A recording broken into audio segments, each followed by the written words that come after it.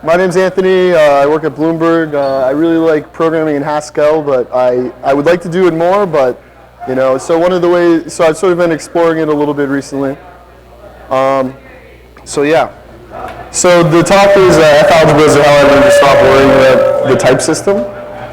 And so this talk is sort of, it's not really necessarily trying to promote F-algebras as a thing. It's more sort of about how you can sort of see how to use the type system in ways that can help you and make your life as a programmer a lot more simple. So kind of what we're going to talk about in this talk is we're going to start out talking about F-algebras. It's sort of just like the basic type. We'll then move on to catamorphisms, which are sort of how you would evaluate F-algebras. How to solve a simple expression tree, dealing with multiple types, how to delay evaluation. Let's switch you to this mic. Okay. Yeah.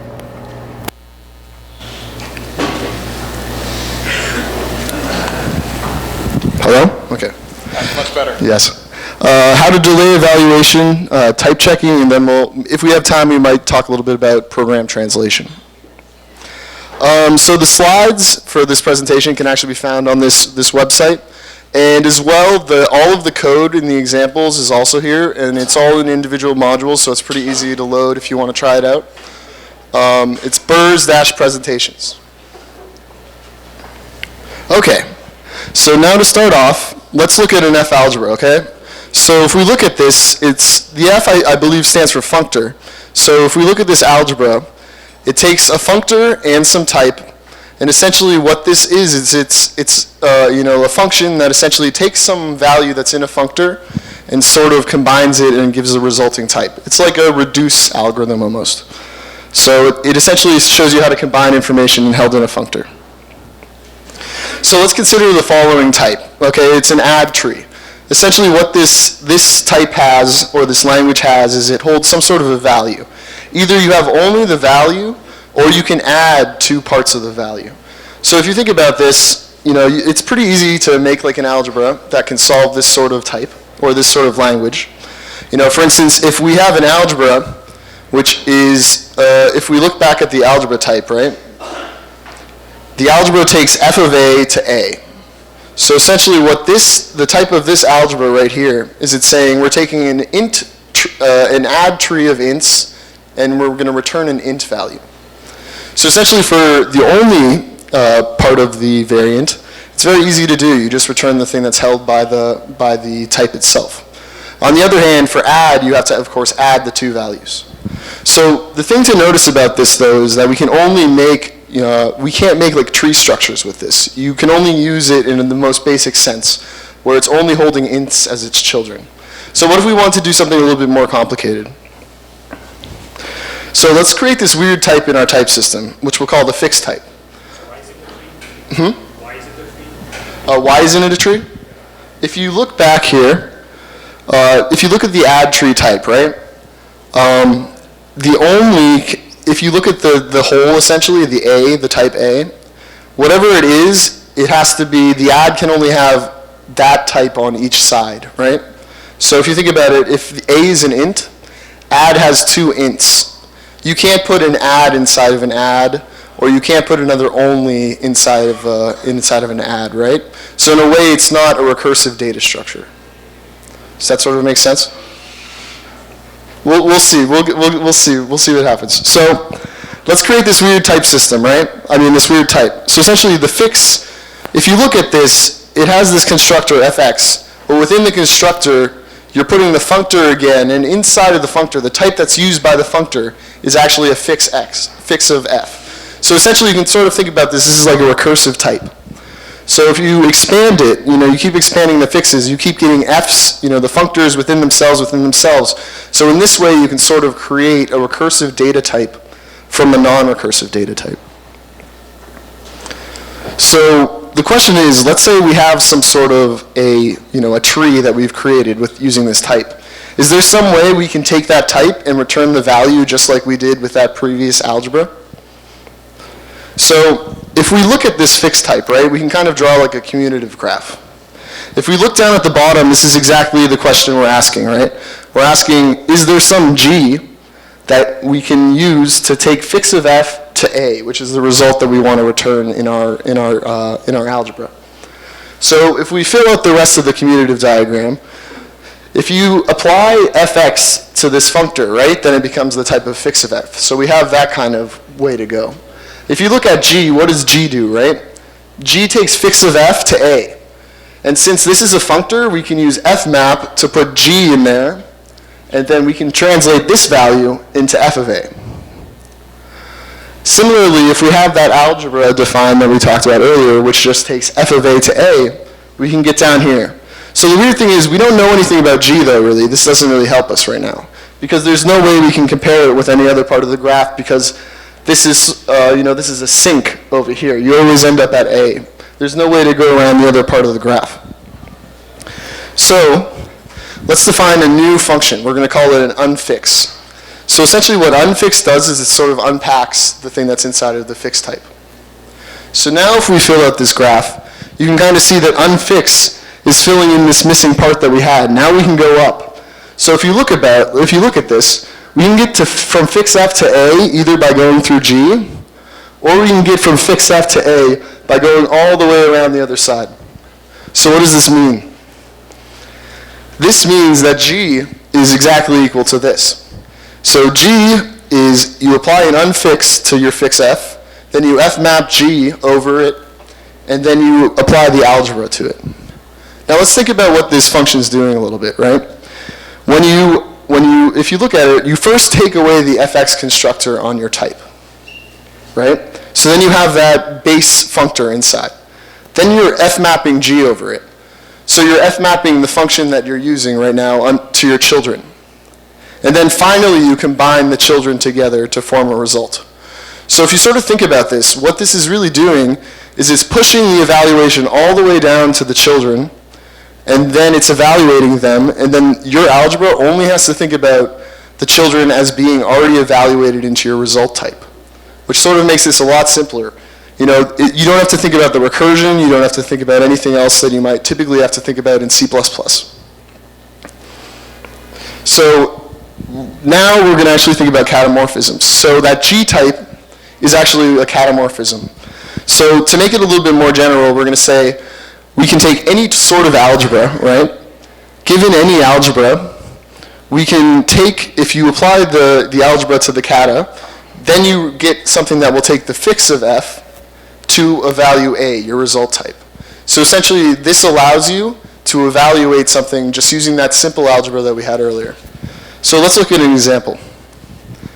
So let's suppose we have a ring structure. You know, a ring is just some type that has addition and multiplication.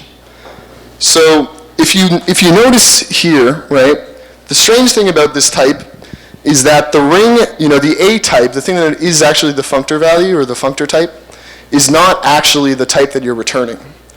If you look at this, you know, on each side of the add, you have that type. Same thing with the multiply, you have that type. So what is that type? The type is actually the type of the children, right? So what you're actually doing here is you're abstracting away what the type of the children actually is when you're using this. So, yeah. So how can we solve expressions of this type using catamorphisms? It's actually pretty easy. So we can create pretty easily this algebra which takes our ring, you know, structure and will return an integer.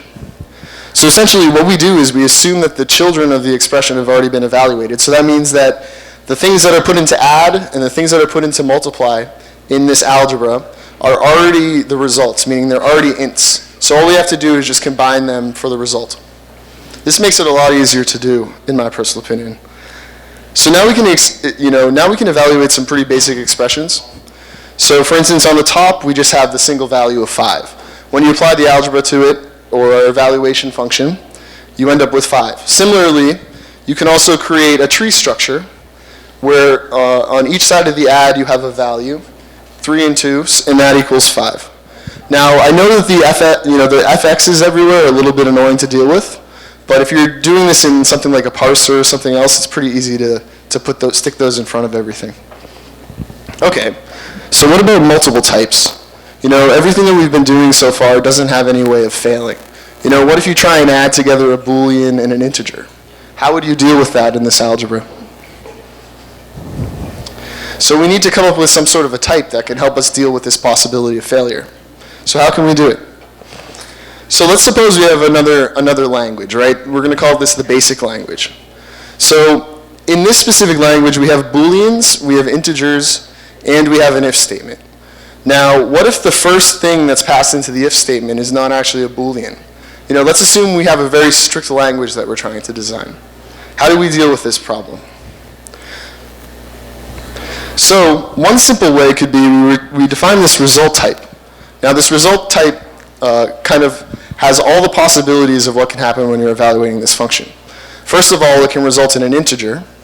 Another thing it can result in is a boolean. Or the evaluation can fail in the case that you haven't actually passed in a condition to the first part of the if statement. So in this case, it's actually reasonably easy to create an algebra to deal with this kind of a thing.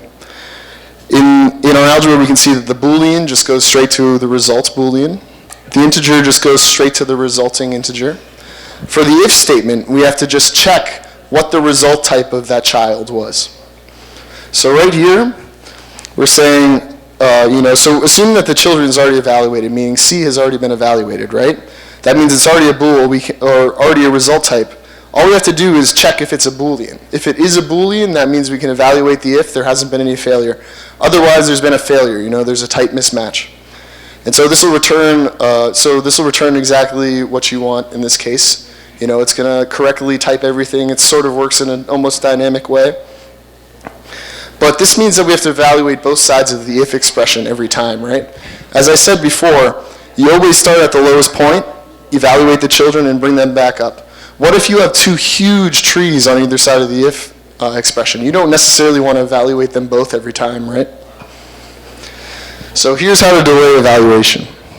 So to do this, we're actually going to create a new kind of fix. This one we'll call lazy fix. Now the weird thing about this one is, unlike the original fix, in our definition we actually have two lazy fixes here. If we looked at the original definition, this second lazy fix wouldn't be here. It would just be a regular fix. So the thing about this one is we're kind of adding a second type to our type, rather to our language. So in our functor, it takes two types as an argument. And only the second type will be evaluated. We'll see that in a second. It's also pretty easy to create an unfix, and it's almost exactly the same as the regular unfix. And we can create a catamorphism. This looks almost exactly the same as the other one except for the types. So how can we solve something, something using this? So we have another language here which we've called iffy. So in this case, we've reduced it a little bit. We don't have any possibility of failure. We only have booleans, ands, and ifs. And it's actually pretty easy to deal with this. So in this case, if you look at this iffy here, right? It actually has two types in its data constructor, A and B. If you notice, the first argument of this if is a B type, and the second two are A's.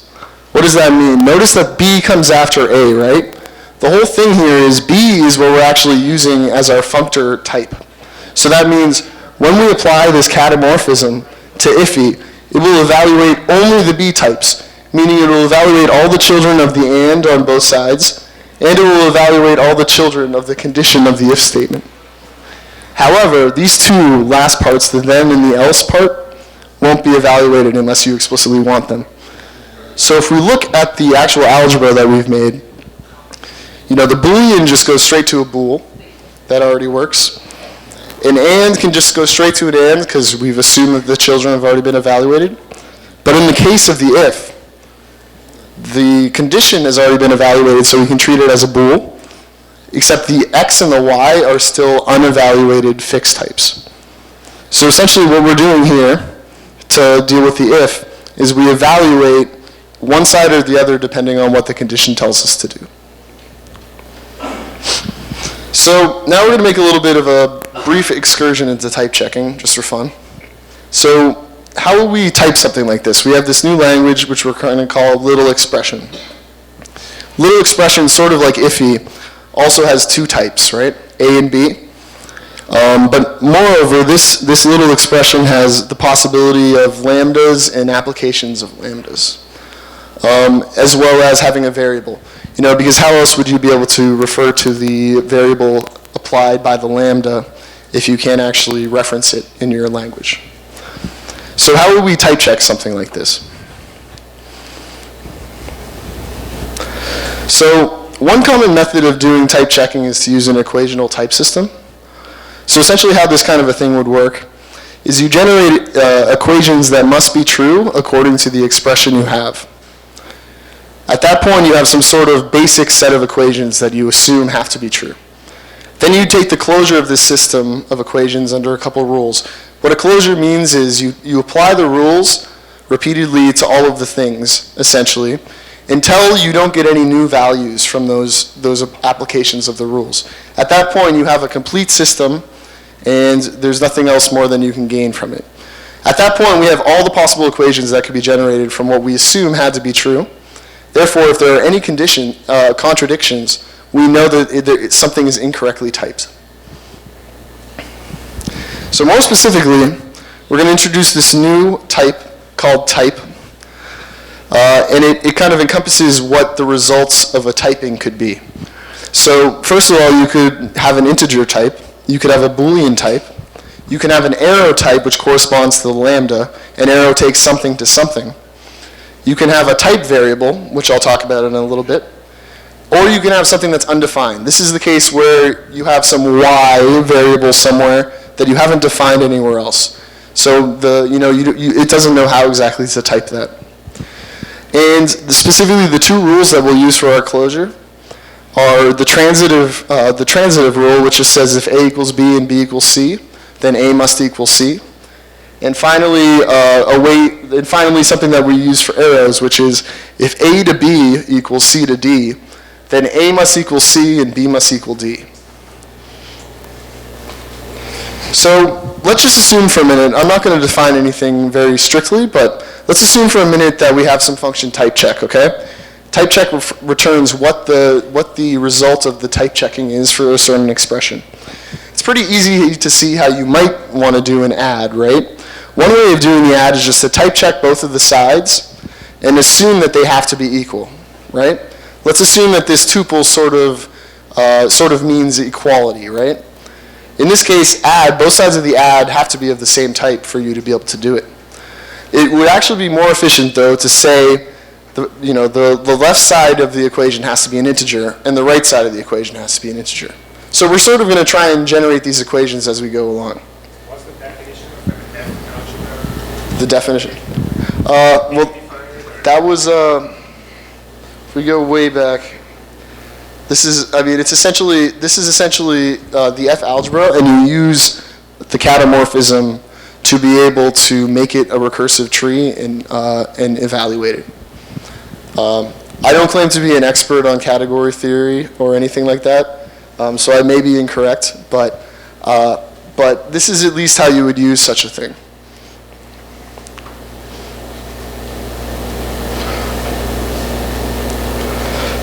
Okay, so now if we look back at this, at our original language, right, it has that lambda. How would we type check this lambda function? The issue is we don't really know what the type of the variable that's going to get applied some value until we've actually done the application. So if you think about it, the type of the lambda is not self-contained within itself. It depends on some sort of outside information. So how are we going to kind of deal with this problem? So one way of doing this is we're going to generate a type variable that will be like a placeholder for the type that we'll use in our equations. It's going to function just normally like any other kind of type, except in this case, we need it to be unique, right? We don't want to have two different lambda functions and think that they're the same because we accidentally generated two of the same type variables. So we need to have some way of generating unique type variables throughout our evaluation. So how would we do this kind of a thing? So in this case, we're going to actually create a new sort of F-algebra, which I've called an M-algebra. Now, what this algebra actually does is it allows you to pass the monad through your computation. So if you notice here, you have your f of ma. So it's a functor of some sort of monadic value, and you return a monadic value of your result. And we have two countermorphisms. Now, we're not actually going to use the first one. The first one's in the case of non-laziness, when you just want everything to evaluate at once. The second one is a lazy monadic algebra. In this case, we are lazily threading the monad through our computation. And note, the reason that we need it to be lazy is because we don't want to evaluate the children of the lambda until we're able to know, some hypothesis of what that variable's type is. So first, let's create a counter to generate type variables. I'm just using the state of an int, and I have this function new handle that will return a new handle for me. So let's define some types for the algebra. So first of all, we have this type equations, which is just a set of equations. This is what we'll use to create our closure. We have a result, which is a type and a set of equations. So why are we returning both a type and a set of equations? The reason being is because for something, for some parent node to know what its type is, it needs to know the result type of its children, right?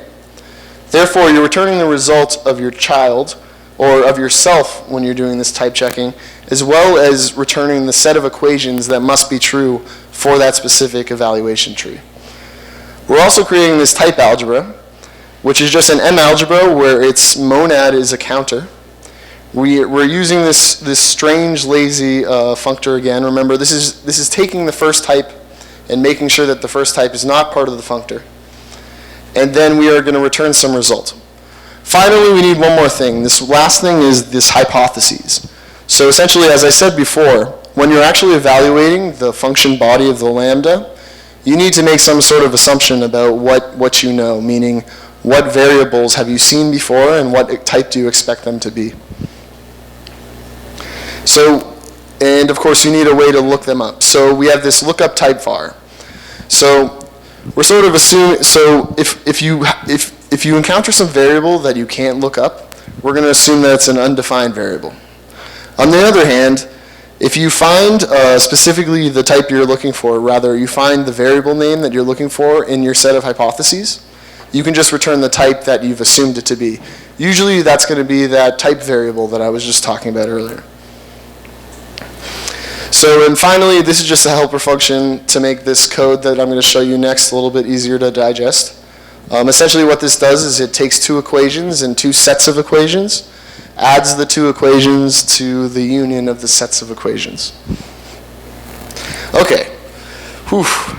So this is kind of a massive code block, but this is actually all that we need to type check this entire system. So if we notice, this algebra is a little bit strange, then, it's a little bit strange. It's a little bit different than the ones we've seen before, because we're passing in some extra argument into our algebra to be able to use it. So this extra argument is the hypotheses that we've assumed. So notice that the only two places that we actually use the hypotheses are on the variable as well as the lambda. That's because the lambda has the possibility of creating additional hypotheses, whereas when you're looking up a variable, clearly you need to know what you've already assumed. Okay, so var is pretty easy to do. Essentially what we do is we return the result of its type. So essentially we look up what its type is, and since we don't know anything else, we can't make any additional assumptions about any sort of sub-equations that need to be true. Similarly, with an integer value, we can just return that it's an integer type, and there are no additional equations we can assume. Now we get into add. Add's a little bit more complicated. So as a common theme throughout this presentation has been so far that your children are always usually evaluated already. So what does this mean? This means that both sides of this add equation are already results, meaning they're tuples of the type of the child and any equations that must be true. So if we look at this, down here we're taking out the x and y results. And so this here is the x result, this here is the y result. So this is the type of x, this is the type of y, any equations that must be true for x, and any equations that must be true for y. In this case, we know that the resulting type of an addition has to be an integer, right? So we can just return that this is an integer.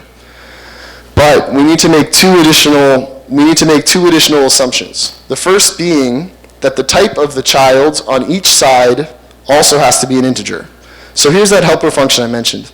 So here's the one that says that the type of x must be an integer. Here's the one that says that the type of y must be an integer.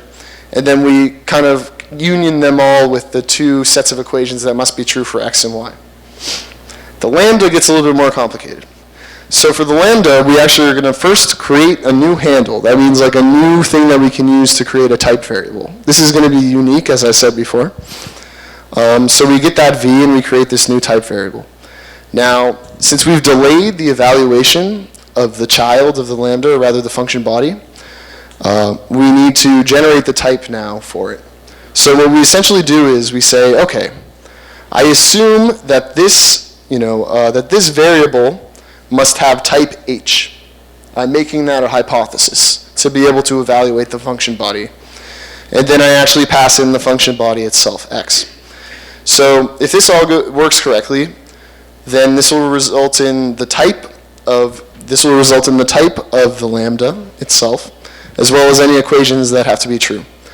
And finally, we're going to say that the type is an arrow, meaning it's like a lambda essentially, that takes from the hypothesis value of your variable to some type, to its resulting type.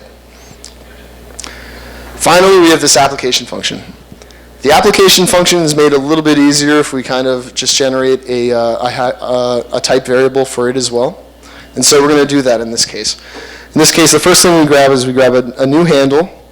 Then we take out the types of x and the types of y. So here's the new handle. Here's the types of x and the types of y. So we create a type variable once again. And in this case, we're going to assume that the results of the application is the handle. And finally, we say, okay, if we look at this, t is the result of x, right? So that means, of course, whatever the result of the lambda is going to be the resulting type of the application, correct? So we assume that it's resulting in that type. But then notice that you're taking the value of y here, and so you're assuming that the resulting type of the lambda here, meaning the lambda that takes y, the type of y, and results in the type of h, you're assuming that that has to be an arrow, and that is equal to the actual type on the right side, on the left side over here. So essentially, combining all these things together, we've gotten a type checker for this small language, which is pretty cool. So, I'm not actually going to show you how to do closure and is inconsistent, but if you want to make a type checking thing for a small language, it would be pretty easy to do. Essentially what you do is you say, okay, I'm going to generate all the types from my expression, take the closure, and then see if any of them are inconsistent. If none are inconsistent, then we know that it's typed all well and everything's good. Great. Now I can evaluate a bunch of small languages. How do I do something bigger? Let's drink a little bit more of this F-algebra Kool-Aid and see if we can translate a bigger language into a smaller one. So remember that little expression language we had earlier? We can actually create let definitions of the form let fxy equal something in something using just this language as a base. So the reasons we can do that, well, first of all, let me just make a note that you can't do recursive functions using this language. We'd actually need to add something else to the base language. You can ask me about that later if you want any more information. But how do we transform this expression? It's actually easy to do with lambdas and applications. So the first, we need to make a few notes first before we can reach this point. The first thing to note is, for any expression e, if f of x, y, z equals e, then f can also be written as the lambda of x to the lambda of y to the lambda of z to that expression. The second thing to note is that for any expressions e and e prime, we can write let x equals e in e prime as the lambda of x to e prime, and then you apply e to it. That's exactly the same. So if we combine those two things together, we can sort of find that for any expressions e and e prime, f of x, y, z equals e in e prime is exactly the same thing as the lambda from f to e prime, where you apply the lambda of x to the lambda of y to the lambda of z of that expression. So, using that, we can define our bigger language. So note that the only new thing is this let that we've added. The let takes a list of strings, which will be the arguments. And we need our transformation function. So if we look down at the bottom here, you can sort of see that this is corresponding to right, and this is corresponding to left. So if you see here, we're using our application of these two things. Right is just the lambda of f to e prime, as we can see. And then we use a fold r to start from the right side and fold over to the left. So then we can create all these lambdas in the correct order. So we're sort of composing these lambdas in reverse. So finally, our algebra is just very simple. We can take our bigger expression to the little expression pretty easily. It's just a basic translation. And we use the transform for the final part. Now, the interesting thing to note about this is we're actually taking it from a non-lazy algebra to a lazy algebra. So it's very easy to kind of flip around these things, translate much more complicated things to much more easy things to digest, and reduce the amount of work you have to do overall. So that's it. So hopefully I've inspired you to look a bit deeper into the type system and see what it can do for you. Perhaps you'll never use F-algebras. They're actually a little bit inefficient. Maybe someone who's a lot better at Haskell programming could make it a lot faster, but I'm not one of those experts. So even if you don't use F-algebras, I hope that some of these ideas of taking some types and using them for your own benefit and making your own code easier will kind of help you reduce the amount of work you have to do. So I just want to thank Bartosz Maluskis for creating the article Understanding F-algebras, which kind of inspired me to kind of investigate these things about 3 years ago when I originally was sort of looking into this. So thanks for the inspiration to go further. Yeah, so that's it. Does anyone have any questions? Yeah, sure. I think most of the examples you gave of F-algebras were also comonads. Why not just use comonads? I'm not really sure exactly what a comonad is. No, they weren't. They weren't? Okay. They weren't. We can talk about it later. They weren't. Okay. I defer to him, yes. Yeah, sure. Can you provide reference like books So mainly, so he's asking, could I provide some links or some articles about about F-algebras and how to use them? So essentially, most of the information that I sort of use as a starting point for this talk and for my investigation in this was actually from this article. The Wikipedia article is a little bit crazier, but this one actually does a pretty good job of it. I think they have a bunch of pictures which I think make it a little bit easier to understand. So I definitely recommend this as a starting point. But I actually have another repository on my account, Burz, on GitHub, that is called F-eval, where I actually use these principles to create a Haskell-like language using pretty much only F-algebras. I pretty much use no traditional recursion when I'm evaluating the tree, which actually made the code a lot smaller, but it also made it a lot slower. Yeah. Any other questions? What's the relationship between F-algebras and free monads? So he asked what the relationship between F-algebras and free monads are. I'm not exactly sure. Sorry. I'm not an expert on these things. I just am trying to show you guys something I thought was cool, and maybe you could try and use in your own lives. Any other questions? Cool. Thank you very much. Thank you.